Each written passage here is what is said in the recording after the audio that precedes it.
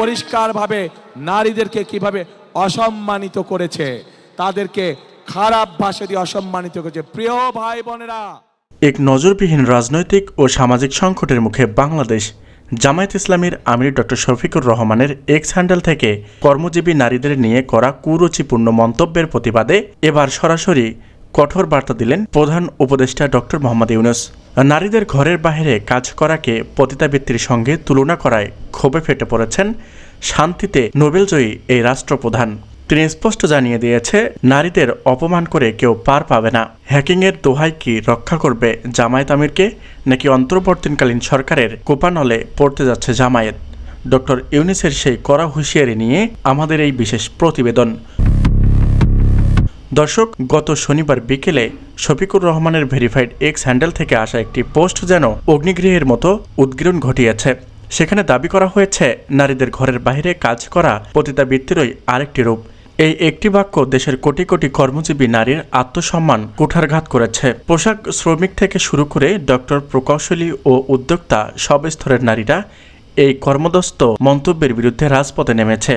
যদিও জামায়াতের পক্ষ থেকে আইডি হ্যাকিংয়ের ছবি তোলা হয়েছে এবং থানায় জিডি করা হয়েছে, কিন্তু মানুষের মনে তৈরি হয়েছে ঘৃণা। নাগরিক সমাজ প্রশ্ন তুলেছে যে, নারীরা দেশের অর্থনীতির চাকা সচল রেখেছেন, তাদের নিয়ে এমন কুরুচিপূর্ণ দর্শন কি একটি রাজনৈতিক দলের আদর্শ হতে পারে? এই বিতর্ক পোস্টের বিষয়টি নজরে আসার পরপরেই প্রধান উপদেষ্টা ডক্টর মোহাম্মদ ইউনূস তার কার্যালয় থেকে কড়া সতর্ক দিয়েছেন। তিনি বলেছেন, বাংলাদেশ তার কন্যাদের অবমাননা সহ্য করবে না।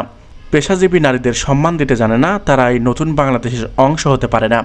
ডক্টর ইউনূস আরও যোগ করেন, যতই আধুনিকতার দোহাই দেওয়া হোক না কেন, হ্যাকিংয়ের কথা বলা হোক, নারীদের নিয়ে এই কুরুচিপূর্ণ শব্দ চয়ন জঘন্য অপরাধ। প্রশাসনকে নির্দেশ দেওয়া হয়েছে এর ডিজিটাল ফরেনসিক তদন্ত করতে। অপরাধ যাই হোক না কেন, বিচারের আওতায় আসতেই হবে। ইউনূসের এই অবস্থান প্রমাণ করে যে, অন্তর্বর্তীকালীন সরকার নারীর ক্ষমতায়ন ও আদর্শ মর্যাদার প্রশ্নে জিরো টলারেন্স নীতি করেছেন। ডক্টর ইউনূসের কড়া হুঁশিয়ারির পর নড়েচড়ে বসেছেন আইন প্রয়োগকারী সংস্থাগুলো। ডিএমপি সাইবার ক্রাইম ইউনিট ইতিমধ্যে ডক্টর শফিকুর রহমানের অ্যাকাউন্টটির পর্যালোচনায় নিয়েছেন। জামায়াত আমির হ্যাকিংয়ের দাবি করলেও আইসিটি বিশেষজ্ঞরা বলছে, ফরেনসিক রিপোর্ট স্পষ্ট হয়ে যাবে পোস্টটি কোন লোকেশনে বা কোন ডিভাইস থেকে করা হয়েছিল। রাজনৈতিক বিশ্লেষকরা মনে করেছেন, ডক্টর ইউনূসের এই কঠোর অবস্থান জামায়াতকে এক ভয়াবহ অস্বস্তি সংকটে ফেলে দিয়েছে।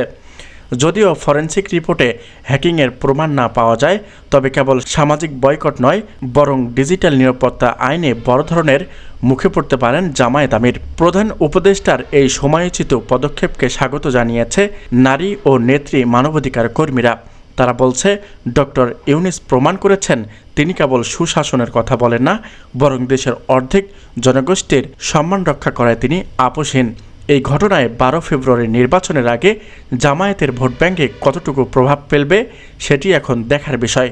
তো দর্শক, ডক্টর ইউনূসের হুঁশিয়ারি কি জামায়াত আমিরের আওতায় আনবে, নাকি হ্যাকিংয়ের দোহাই দিয়ে ধামাচাপা পড়বে এই অবমাননা? আপনি কি মনে করেন, নারীদের নিয়ে এমন মন্তব্যের বিচার হওয়া উচিত?